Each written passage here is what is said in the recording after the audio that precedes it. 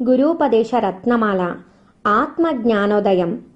తనకు మూలమైన హృదయాన్ని విచారణ చేసి తెలుసుకుంటే తానే మూల వస్తువని ఇన్నాళ్ళు మిథ్యగా వ్యవహరించిన నేను అనే అహంకారం నశిస్తుంది.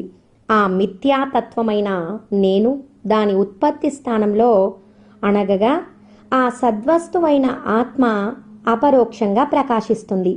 అజ్ఞానాంధకారంలో పుట్టి ప్రపంచమంతా తానే అని జడలు విరబోసుకుని గంతులేస్తున్న అహంకార రాక్షసుని ఈ నేను ఎవరు అని విచారణ చేస్తే పెళ్లిలో ఎవరూ అడగనంత వరకు ఇరువైపులా ఒక బంధువులా నటించి ఆరా తీయగానే గుట్టు చప్పుడు కాకుండా పారిపోయే పరాయి వ్యక్తి వలె అది ఎక్కడుందో తెలియకుండా మాయమైపోతుంది.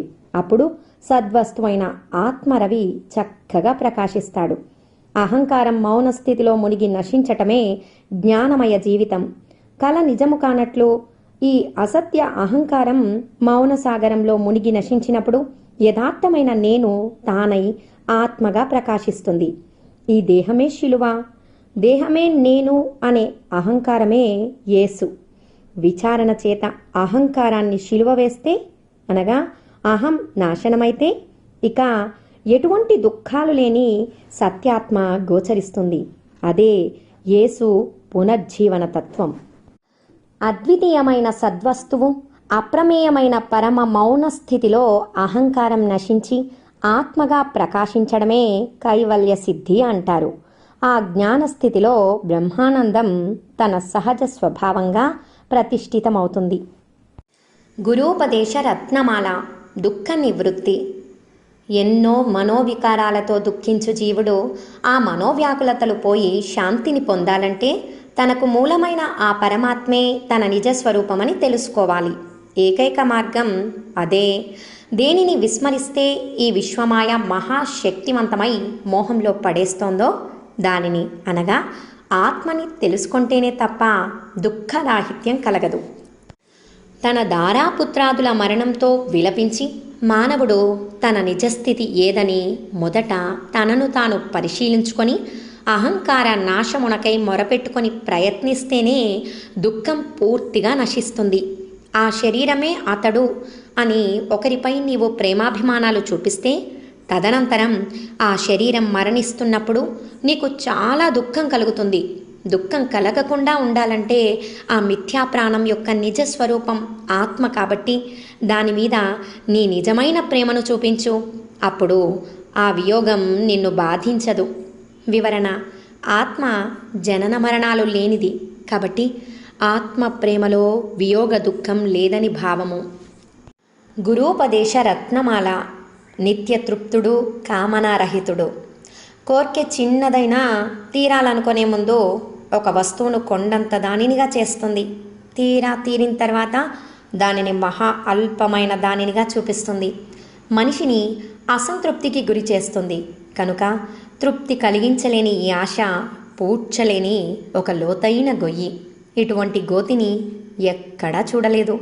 తృప్తిని కాంక్షించే సత్వగుణ సంపన్నులారా, జీవితంలో వచ్చే అసంతృప్తి అనే లేమిని వస్తుజాల సంపాదనతో తీర్చే ప్రయత్నం చేయకుండా చిత్తశాంతి రూపమైన మనోనాశాన్ని పొందటమే ఉత్తమం.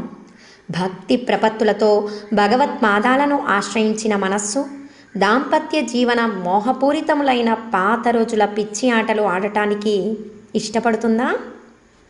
ఇష్టపడదని తెలుసుకో. చిత్తవృత్తులు పూర్తిగా నాశమైన స్థితి అతి శ్రేష్టమైన మహానందమని జ్ఞానులంటారు.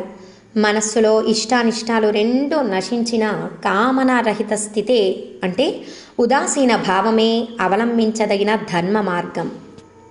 ఆశలు తీరాలనే వారికి మాత్రమే అవరోధాలు కలిగినప్పుడు ఆగ్రహం కలుగుతుంది.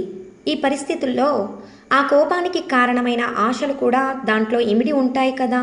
అలాగే ఆ కోర్కెల్లోంచి పుట్టే క్రోధం మొదలైన 6 దుర్గుణాలు దగ్ధమయ్యే క్రమంలో చివరిగా నశించేది కామమే అని తెలుసుకో. వాక్కుకి అతీతమైన మౌనమే బ్రాహ్మీ స్థితి. దానిని పొందాలనే కోర్కె కూడా సదాచార మార్గంలో మినహాయింపు లేదని జ్ఞానులంటారు. అట్లాంటప్పుడు అపవిత్రమైన ఈ శరీరం మీద, దానికి సంబంధించిన ఇతర వస్తువుల మీద ఆశలున్న వారిని ఎలా ఆచారవంతులని చెప్పగలం? చెప్పలేమని భావం. వివరణ: సత్లో సంస్థితమై ఉండటమే సదాచారం. ఏకమైన ఆత్మస్థితి ఆశించి పొందబడే స్థితి అని భావించరాదు. ఆ స్థితిలో ఇష్టానిష్టాలనే వృత్తి వ్యాపారాలే లేవు. అందువల్ల కోర్కె లక్ష్యం మహిమాన్వితమైన సదాచార సాధ్యమైన బ్రహ్మీస్థితి అని చెప్పడం తప్పు అని శ్రీ భగవాన్ బోధిస్తున్నారు. దైహిక ఐహిక విషయాలపై మోజున్నంత వరకు ఎవరూ ఆచారశీలురు కాలేరు. నిరపేక్షయే గొప్ప ఆచారమని భావం. ఈ వస్తువు నాకు కావాలి, ఇలాంటి వస్తువు నా దగ్గర లేదు అనే ఆలోచనలు జ్ఞానికుండవు. అటువంటి చింతలే లేని జ్ఞాని తన ప్రారబ్ధవశాత్తు లభించే భోగాలను అనుభవిస్తాడే తప్ప తన జ్ఞాన స్థితి నుండి జారి ఇష్టానిష్టాలనే అవిద్యకి లోబడి దుఃఖపడతాడా? దుఃఖపడడని గ్రహించు. కోర్కెల బంధాన్ని పూర్తిగా ఖండించిన వారికి తప్ప ఇతరులకు అజ్ఞాన దృష్టి పోదు.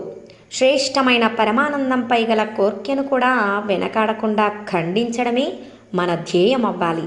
వివరణ: 376వ వచన భావాన్ని ఇక్కడ మరోసారి చెప్పడాన్ని గుర్తించాలి. ఇహపరాల్లో పొందే అల్ప సుఖానుభవాలపై ఆశలు పెంచుకొని దుఃఖిస్తున్న ఓ మనసా, నీవు ఎటువంటి తలపులు లేకుండా నీ సహజ స్థితిలో ఉంటే ఇహపరాలని దాటిన బ్రహ్మానంద ముక్తిని నిశ్చయంగా పొందుతావు. ఓం నమో భగవతే శ్రీరమణాయ.